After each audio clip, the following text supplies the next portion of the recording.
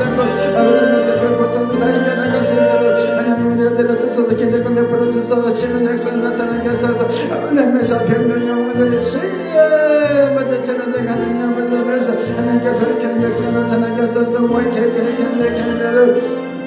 아버지 내가 감격하는 것에 하나님 아버지면서 스스스스스스는 내가 감격하는 것에 하나님 아버지 내가 감격하는 것에 하나님 아버지면서 우리 남실세요 아버지면서 기억하여 주시고 주여 그들 아버지 보내주시옵소서. 주여 아버지 모든 불신앙 하나님의 쉣다나 가라 예수님을 떠나가게 하시고 주여 내를 불복하게 하고 하나님 아버지 법으로 돌아올 수 있도록 하나님 그 영혼을 아버지 남에서 붙들어 주시옵소서.